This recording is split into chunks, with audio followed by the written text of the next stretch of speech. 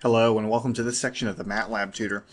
In this section what we're going to do is teach you a little bit about the help menu, because what you're going to find is that even though you go through this tutorial, I'm going to teach you the most important things to get started.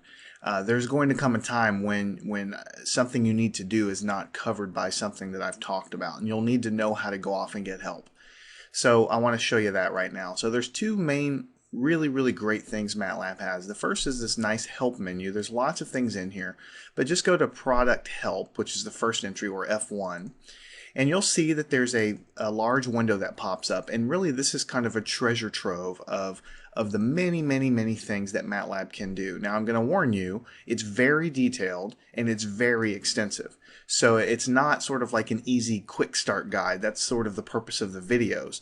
This is more of an extensive help that you would go to if you just really needed some in-depth help on something. For instance, if you're doing something really detailed way in the future and you're interested in object-oriented programming, you could drill down here into objects and classes and learn all about how to determine and how to classify an object.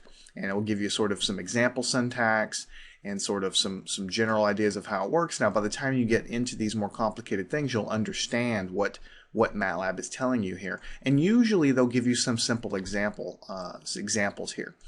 Now that's sort of like a complicated thing. You can obviously drill down into the help as far as just sort of browsing, but usually when you come in here, you're trying to search for something. So let's say that you needed to plot something and you've sort of forgotten exactly how to do it. So that's a very common thing. So you might go into plots, you type plot in here, and before actually hitting enter, it'll give you lots of suggestions. Lots of different things down here. Let's just go right now for the basic plot. So we'll go ahead and click that. And it's got sort of, again, some relevant results on the left. One of them is highlighted. And on the right, we've got the function plot. And it says it's a 2D line plot. And it gives us some syntax for some various different cases. You can use the plot command in many different circumstances. And it gives you a description. And if you scroll down here, usually it'll give you an example. And that's what we have here.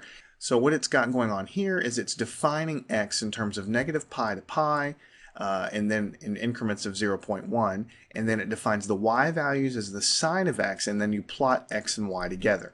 Now you can actually copy these things out, right click, hit copy, go to your MATLAB window, and you can just paste these things right out of the help browser here. This is exactly what we did, and it'll basically recalculate the result.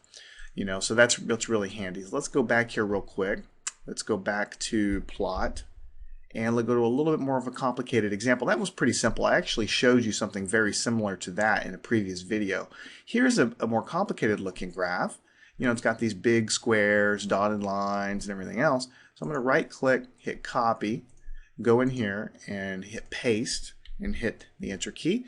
Up comes the plot window, and here's what we have. Now notice what we've got going on here is a very, it's very similar. We define x in terms of negative pi to positive pi in increments of pi over 10. We define the y values as this is a function. It's the tangent of the sine of x minus the sine of the tangent of x. So this is just defining the y values for each corresponding x value. And then we plot x comma y. Everything else in purple is just changing what this graph looks like. So before it was a nice smooth black line, now it's a red line, the line width is different, it's dashed, and the points are giant green squares. That's really what's going on with all of these things in purple here. And that's what you'll find in MATLAB is a lot of times you'll need to pass it these extra information in the function to get the plot to look the way you want it to look. But that's a quick way to use the function, the help browser here. Let me show you a couple other things here. Let me clear the screen. CLC. If you notice to the left of your double prompt, you see FX here.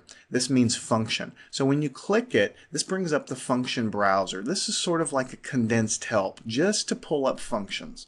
Because the real help has all kinds of other information. This is basically all the functions here. So if I want to type in, standard deviation. All right, and it searches everything in the functions that we have. STD apparently calculates the standard deviation. I hover the mouse over it, and it tells me it's a standard deviation. Where x is a vector, it returns a standard deviation using the function above. So STD should return the standard deviation. So let's go and just quickly define a vector. You'll learn that vectors in MATLAB, anytime they talk about vector, it just means a list of numbers. And we've been doing that before, actually, so we'll get into all this stuff in more detail later, but let's just do a simple vector 0:10. That just means I'm going to make a list of numbers from 0 to 10. And you can see when I hit enter, 0, 1, 2, 3, 4, 5, all the way to 10, when you enclose them in brackets, the first number colon last number, that just gives you the endpoints and it increments it by 1. And so this is my vector x. So I should be able to type in std of x. It's going to calculate the standard deviation of this list of numbers. The standard deviation is 3.166. And I can actually also, what if I wanted to calculate the mean? Let me type in the mean. Okay, here's a mean. I'm just hovering my mouse over it. It says mean returns the mean values of the elements of an array. So I can actually double click this function in the help browser. That's going to put mean up on the stack here in the command window. Mean of x, hit enter, the mean is 5. So I've quickly defined a list of numbers, I've calculated the standard deviation, I've calculated the mean. The help browser is a good way you can get that information in here. If you really know what you're drilling down for, you can go into the function browser in here, and let's say you know a function but you don't want to do either one of those, you can actually type in help std right into the command window, and it will tell you exactly what's in the help. It returns a standard deviation and so on. So you could type in help mean, and then it'll put it right here in the command window. The downside of this is it kind of clutters up your command window, and there's really no way to really erase this. You can highlight it and try to delete it. It won't really work. So really what I prefer to do is use the help browser or the function browser, which is right here next to your command prompt. So that's how to use help in MATLAB. Just take a few minutes to get to understand how it works. If you have no idea what you're doing and you're just kind of browsing around, go to the help browser. You can usually find what you're looking for. If you have some idea, then you might want to, and you know it's a function, you might want to just go into the function browser, which we showed you there. You can get to the function browser just by clicking right to the left of the command prompt here, and then you can go and sort of get a quick condensed help here. Usually there's not too many examples in this version of the help, but it tells you what it is. You can double click it, put it in the command window, and then use that function accordingly.